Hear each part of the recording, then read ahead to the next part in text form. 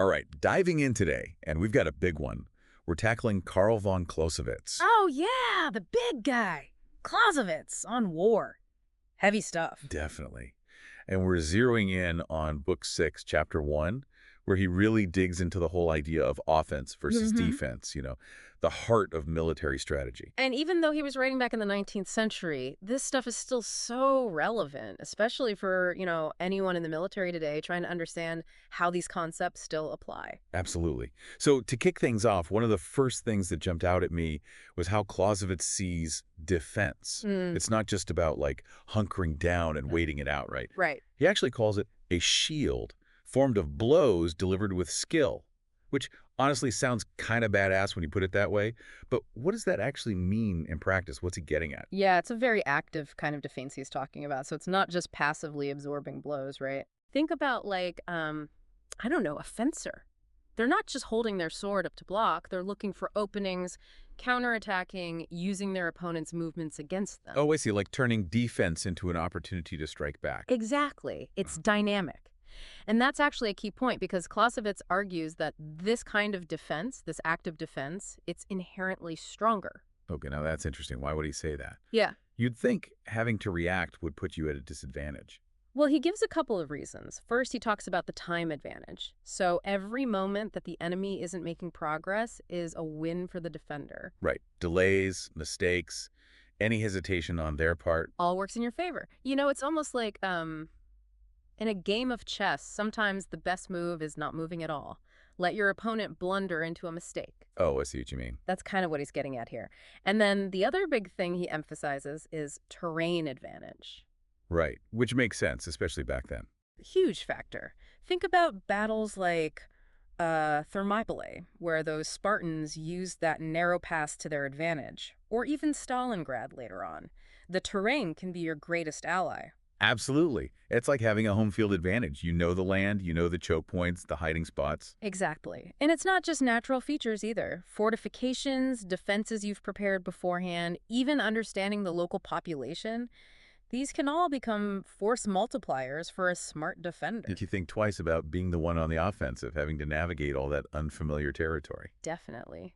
Knowing the ground you're fighting on, that was something Clausewitz really stressed. And even though he didn't have satellites and drones and all that, he knew the value of good intelligence. For sure. You need to know what you're up against, both the enemy and the environment. Yeah. So we've been talking about how Clausewitz sees defense, this dynamic, active thing. But you're not just supposed to hunker down forever, right? At some point, you have to switch gears. Right. Clausewitz was pretty clear that a purely defensive war, it'll probably just get you a stalemate. You might hold off a stronger enemy, but you're not going to win just by, not losing. Right. Yeah. So how do you go from this strong defensive posture to actually winning? How do you take the offensive effectively? That's where it gets really interesting. He introduces this concept, the culminating point of victory. It's like, imagine a wave. It builds and builds, reaches this peak of power, and then what happens? It crashes, loses its energy. Exactly. And he says it's the same with an offensive. It's like this wave, right? There's that point where the attacker is at their strongest, but if they push too far, they overextend, lose momentum. And that's the moment when the defender can maybe turn the tables. Exactly. That's the culminating point. And Clausewitz says a good commander, they'll use the initial advantage to hit hard, but they know that window, it's temporary. So even when you're attacking, you always have to be thinking defensively, knowing when that tide might turn back. Absolutely. He doesn't see them as separate things, offense, defense. It's all about that constant shift, that back and forth. A good commander is always watching for that culminating point, ready to adjust, It's like playing both sides of the chessboard at once, almost. Yeah, kind of. And honestly, this is where I think Clausewitz is still so relevant today, even with all the technology and how fast things move now. Totally. It's not just about firepower. It's about understanding the rhythm of battle, knowing when to push, when to hold back. Exactly. The weapons might change, the tech might change, but that underlying dance between offense and defense, that never goes away. This is blowing my mind a little bit, honestly. So we've talked about when to go on the offensive. But what about that initial defense? What makes a defense strong in the first place, according to Clausewitz? Well, he talks about a few key things. One of the biggest is concentration. Basically, don't try to defend everything. Pick your battles. Exactly. Because if you're spread out too thin, you're weak everywhere. He said, you got to choose where you're going to make your stand. focus your strength. That makes sense. Don't spread yourself too thin. Make sure you're strong where it matters most. Hmm. But how do you choose those points? What makes one spot more strategically important than another?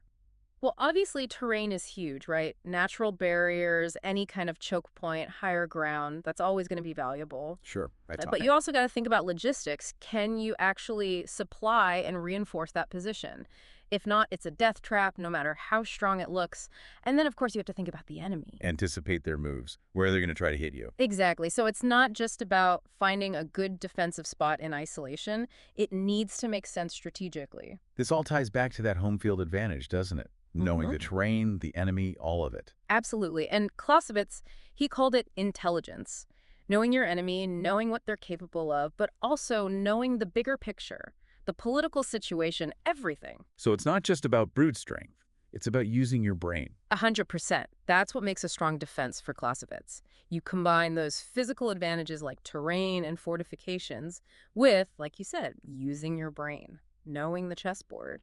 So we've talked a lot about defense, about when it's better to hold back, where to concentrate your forces, how to use terrain to your advantage. Right, right. But at the end of the day, war isn't just about not losing, right? You got to go after that victory. And for that, you need to switch gears, take the offensive. Absolutely. Clausewitz, he was all about actually achieving your objectives, bending the enemy to your will, forcing them to give up. And for that, yeah, you got to go on the offensive, but at the right time, and you got to do it right. Okay, so when you're ready to make that move, what makes for an effective offensive? What did Clausewitz say were the key things to keep in mind? Well, surprise is huge. He talks a lot about how important it is to catch the enemy off guard. Makes sense. If they're dug in, ready for you, that's the worst time to attack. Right. Hit them when they least expect it. Right. And that can be, in terms of timing, like a night attack or when the weather's terrible. Sure. Makes it harder to see you coming. Exactly. Or it could be about where you hit them. Flanking maneuvers, finding a hole in their defenses, that kind of thing. So be unpredictable. Don't let them get comfortable. Keep them guessing. And once you've got that element of surprise, then it's about tempo. Clausewitz really stressed maintaining a high tempo of operations. Don't give them a chance to breathe. Right. Hit them hard, hit them fast, and keep the pressure on. Never let them regroup, never let them reinforce. That constant threat, that can be incredibly demoralizing. It's almost as much a psychological game as a physical one, isn't it? You're trying to break their will to fight. Oh, absolutely. Clausewitz, he knew that. Morale is everything. If you can crack their morale while keeping your own troops motivated, that's half the battle right there. And this all ties back to that idea of the culminating point of victory, right? Exactly. Even when you're on the offensive, you can't get overconfident. You need to know when to pull back, regroup, consolidate. It's about knowing your objectives, knowing what you're trying to achieve, and when you've achieved it, don't get greedy. Victory, it's rarely ever total. Well, I think we've all learned a lot today. Clausewitz, he really makes you think about warfare in a whole new light. He does. And even though he was writing centuries ago, his work, it's still relevant, you know? Whether you're studying a historical battle or even just trying to make sense of the world today, his ideas, they offer a framework for understanding conflict, for thinking about strategy, risk, all of it. It's all about those core principles, right? They endure. They do. Well, on that note, this has been a fascinating deep dive. Yeah, really interesting stuff. Until next time, keep exploring, keep asking questions, and keep diving deep.